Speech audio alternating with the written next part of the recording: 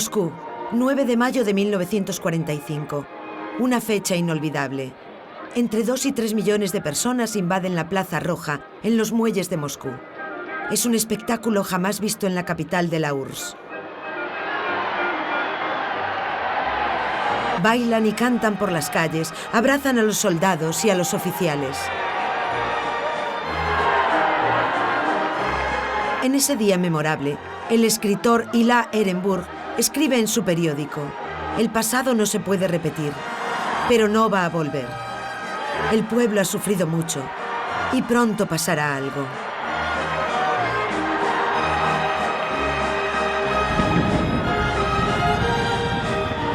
Los soviéticos aspiran a vivir mejor, a ser recompensados por sus sacrificios.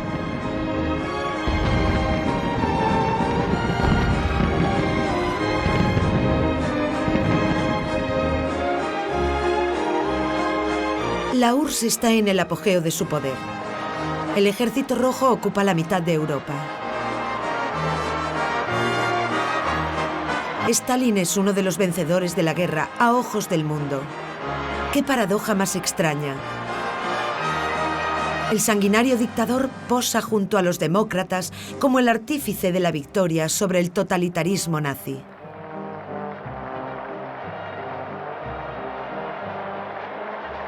En los Gulag, los detenidos albergan grandes esperanzas.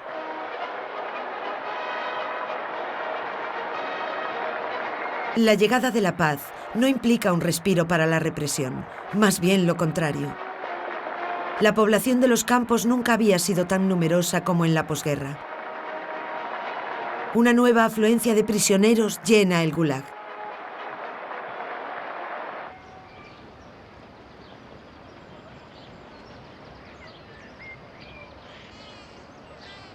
Los aliados se comprometen a entregar a la URSS a los ciudadanos soviéticos, civiles y militares que se encuentran en su territorio o en sus territorios de ocupación.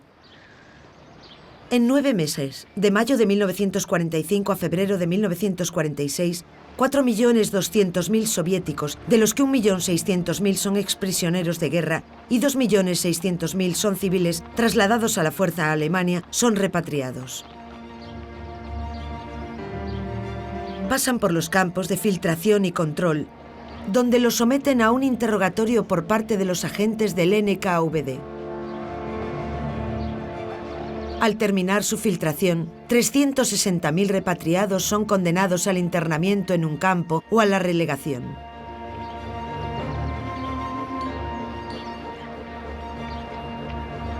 Víctimas de la fobia a la contaminación extranjera, los soviéticos desplazados o prisioneros que estuvieron en el oeste durante la guerra forman el primer contingente de personas que entran en el Gulag después de la guerra.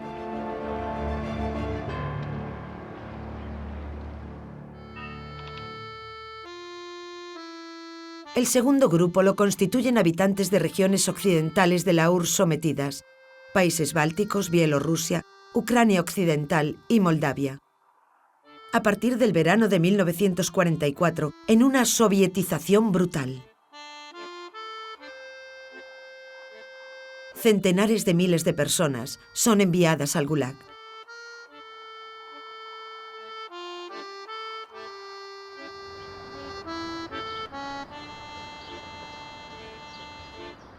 En Moscú se levanta una nueva universidad, donde se presentan a los chicos merecedores de una nomenclatura.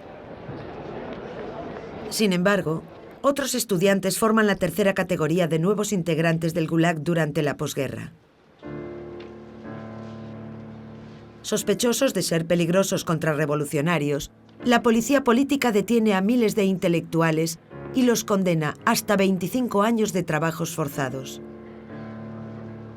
Una acusación por parte de uno de los innumerables delatores de la policía por una simple anécdota sobre Stalin contada en un círculo de amigos puede suponerle a su autor una larga pena en el campo.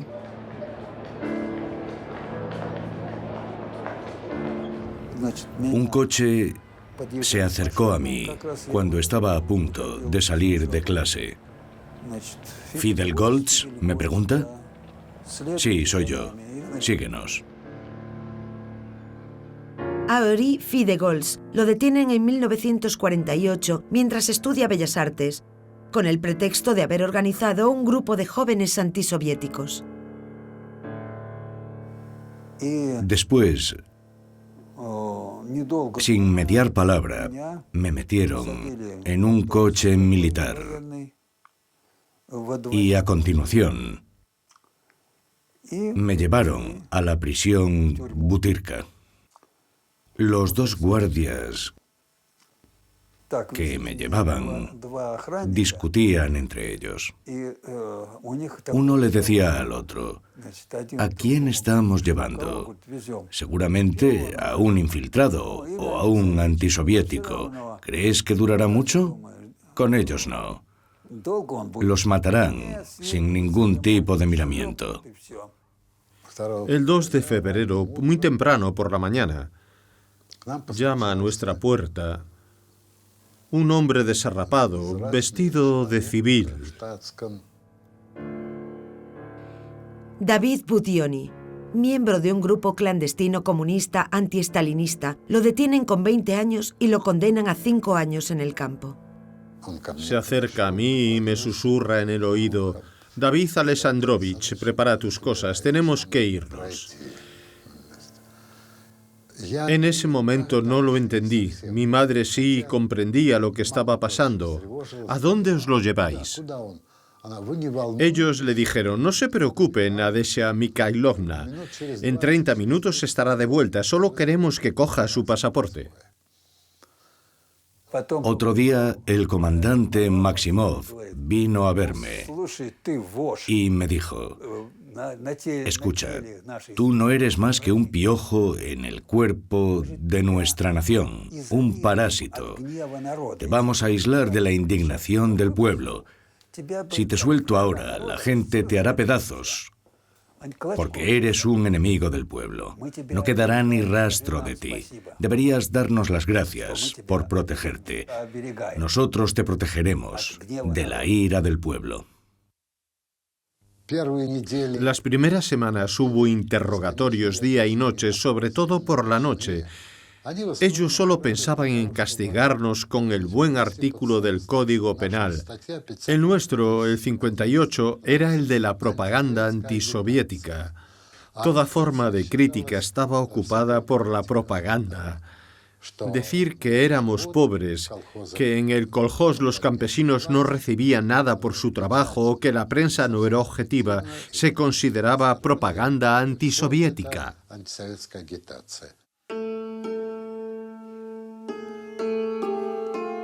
Alexandre Solzhenitsyn es un ferviente comunista que ejerce de oficial artillero del Ejército Rojo. En una carta a un amigo, pone en duda el genio militar de Stalin. Entre otras cosas, le reprocha haber decapitado al Ejército Rojo en las grandes purgas anteriores a la guerra.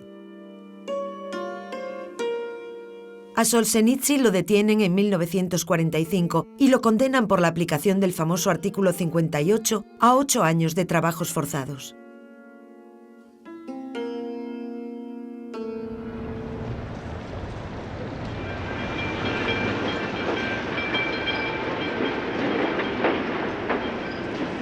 La mayoría de los presos del Gulag durante la posguerra está formada por ciudadanos corrientes detenidos por motivos triviales por la NKVD, que en 1946 se convierte en la MVD. Cualquier pequeño hurto cometido en fábricas, en los campos de kolhos o en tiendas, aunque sea por primera vez en un contexto de escasez y hambruna, incluso aunque lo cometieran mineros, es castigado despiadadamente por la ley de 4 de junio de 1947. A partir de esa fecha, comienzan las condenas larguísimas por delitos de robo. En 6 años, más de 1,5 millones de soviéticos son condenados y enviados al Gulag.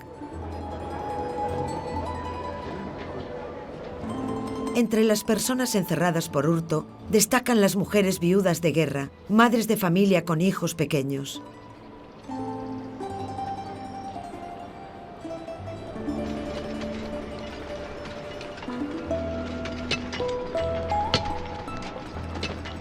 Las mujeres representan un cuarto de los detenidos. No reciben ningún trato especial. El mismo número de interrogatorios, de trayectos agotadores e incluso de extenuantes trabajos.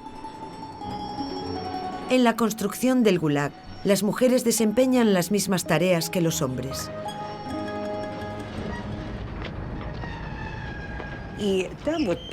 A mí me enviaron a trabajar bajo tierra.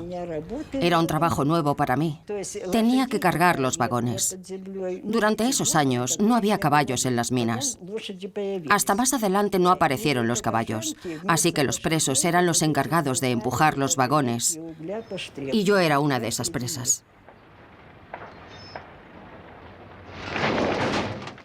Nuestra tarea era cavar y transportar la tierra en carretillas.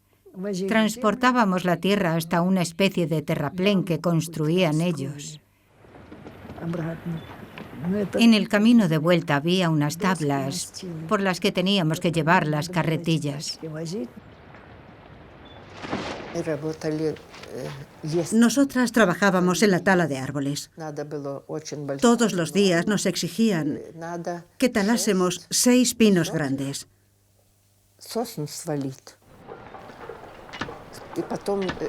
Y después de derribarlos,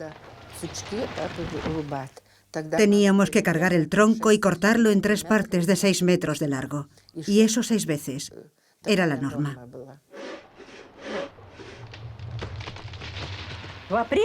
En abril nos enviaron a talar árboles. La nieve nos llegaba a la cintura. Durante unos 5 kilómetros nos llevaban a oscuras hasta nuestro lugar de trabajo.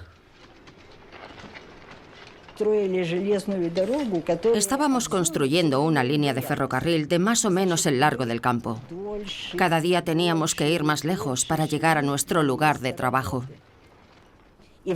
Caminábamos 10 kilómetros a la ida y trabajábamos 10 horas al aire libre en la construcción de la línea del ferrocarril. Y a la vuelta andábamos otros 10 kilómetros.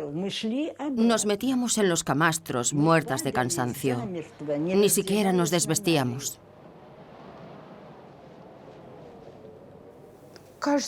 Apenas dormíamos. Rápidamente había que levantarse y salir a trabajar, así una y otra vez. Nosotras trabajábamos excavando cimientos. Teníamos que romper el hilo con la ayuda de un pico, poner la tierra en una caja de madera, cargarla durante 300 metros, colocarla y apisonarla. Si la tierra estaba congelada, teníamos que devolverla. Como decía nuestro jefe, a mí más que vuestro trabajo, lo que me interesa es vuestro sufrimiento. Las mujeres detenidas son consideradas como objetos sexuales desde que llegan al campo.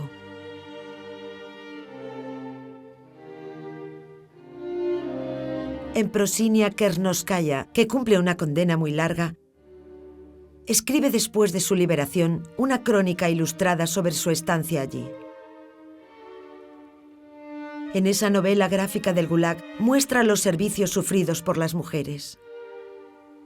Describe a la perfección las agresiones de los guardias.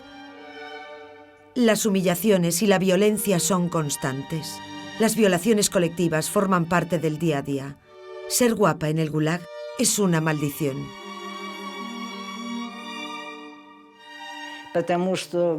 La cuestión de las relaciones entre hombres y mujeres era un tema muy espinoso.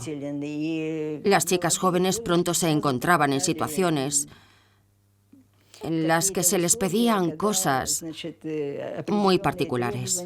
Los altos mandos se lo imponían, y si se negaban, las enviaban a las minas. Dansin Baldayev, guardia y miembro de la administración penitenciaria durante 4 décadas, plasma en sus dibujos la violencia cotidiana que sufren las mujeres.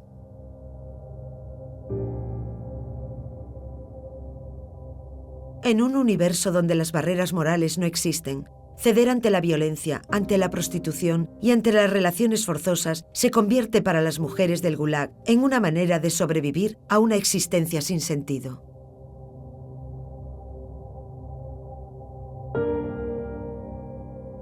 Las relaciones sexuales entre presos y presas se prohíben y se castigan con días de calabozo. Pero en este mundo sin esperanzas, los reclusos desafían las prohibiciones en una explosión de energía, desafiando a la muerte que les acecha. Se abrazan en todas partes, en la nieve, a menos de 40 grados, en los barracones delante de todo el mundo. El campo deteriora el organismo y toda la resistencia del cuerpo. Las mujeres del Gulag pierden la salud, la juventud.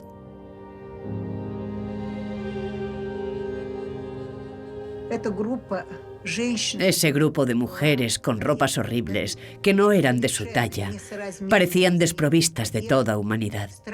Más que seres humanos, lo que pensábamos era que lo que teníamos delante eran osos. Yo gritaba, el espejo, fuimos corriendo a vernos. Llevábamos 4 años sin vernos la cara. Corríamos medio desnudas o desnudas del todo hacia el espejo. Éramos muchas y yo no era capaz de encontrarme. Tenía el recuerdo de mi yo joven. De repente vi el reflejo de mi madre con el pelo gris. Y al rato comprendí que esa era yo.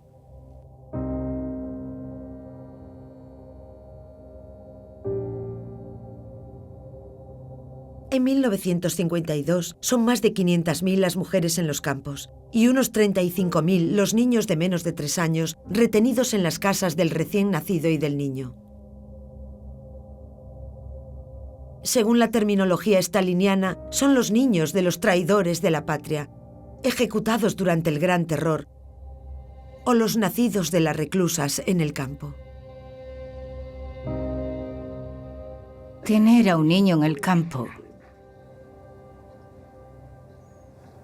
era una desgracia, una verdadera catástrofe. A las madres les quitaban a sus hijos a partir de los 2 años. Pero de repente empezaron a hacerlo desde que nacían. La madre, mientras estaba en el campo, no sabía dónde estaba su hijo. Ni siquiera les decían si el niño había sobrevivido.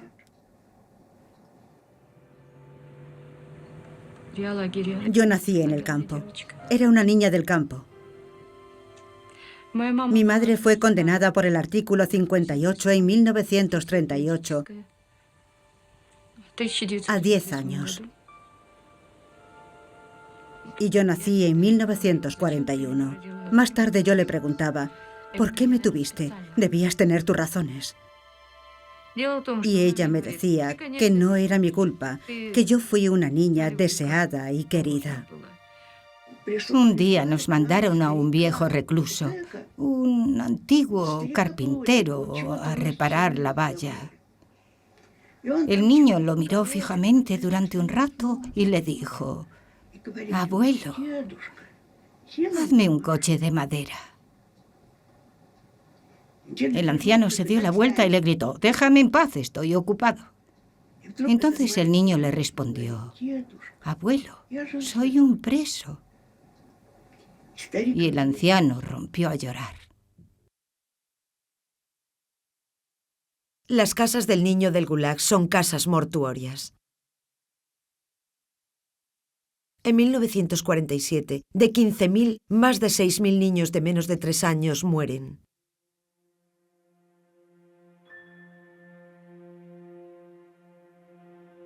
Además, detienen a decenas de jóvenes de menos de 16 años a finales de los años 40.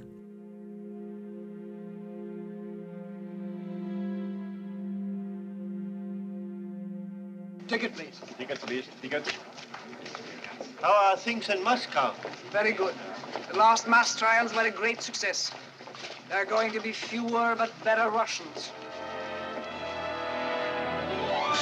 En abril de 1945 se estrena en Francia la película Ninotchka, filmada antes de la guerra por Ernest Lubitsch. Esta feroz y consciente comedia anti-estalinista escrita por Billy Wilder denuncia por primera vez en el cine la represión en la URSS. Hello? Comrade Katsabin? No, I am sorry. He hasn't been with us for 6 months. He was called back to Russia and was investigated. You can get further details from his widow. You're very welcome, very welcome.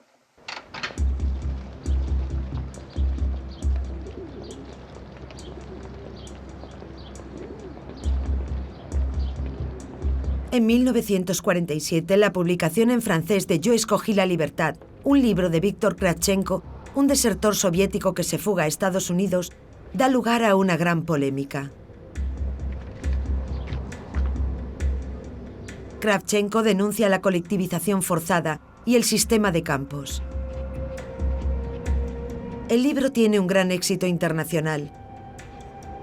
Se traduce a 22 lenguas y en Francia vende miles de ejemplares.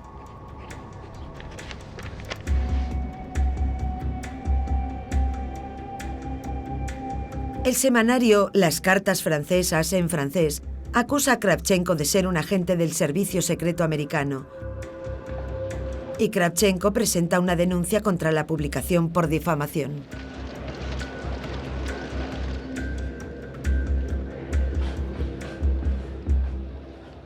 I assure my friend and all my readers that I will do my best with their moral help in order to show the truth during the trial and show to the world public opinion the horrors of Soviet reality and the activities of its agents. I will fight at this trial with all my friends for yours and our freedom.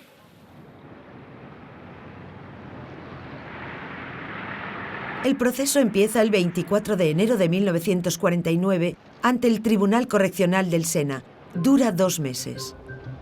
Por primera vez, el Gulag va a la sala de audiencias. Unos 100 testigos se turnan en el estrado. El gobierno soviético envía, esperando que le den la espalda, a viejos amigos de Kravchenko y a su exmujer. En el estrado hay múltiples personalidades políticas e intelectuales de izquierdas. Frédéric Joliot-Curie, comunista y premio Nobel de Física. Elsa Triolet, escritora de origen ruso y esposa de Aragón, defensora del honor de la URSS. Kravchenko contraataca con vigor, refuta y argumenta. Los abogados de Kravchenko llaman al estrado a Margaret Buber Neumann, la viuda del líder comunista alemán James Neumann, fusilado en 1937 por la NKVD. Ella misma había sido deportada a un campo del Gulag y tras el pacto germano-soviético entregada por la NKVD a la Gestapo. Allí la enviaron a un campo de concentración de Ravensbrück. Su testimonio afecta considerablemente a la audiencia. Kravchenko gana el juicio y condenan a la revista Le Lettre Française por difamación. El tribunal constata, tras el juicio, que los campos soviéticos existen y que el sistema concentracionario soviético es una pieza fundamental de la economía de la URSS.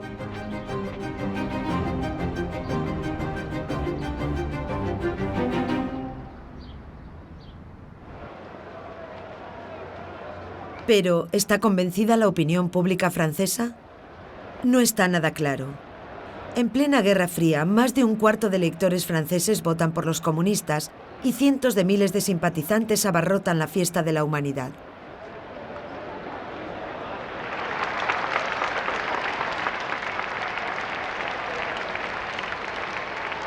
El prestigio de la URSS, de Stalin y del Ejército Rojo, responsables de liberar al mundo de la hidra nazi, impide que la opinión occidental tome medidas contra el Gulag. Sin embargo, gracias a ese proceso tan popular, el denso velo de la mentira se empieza a levantar.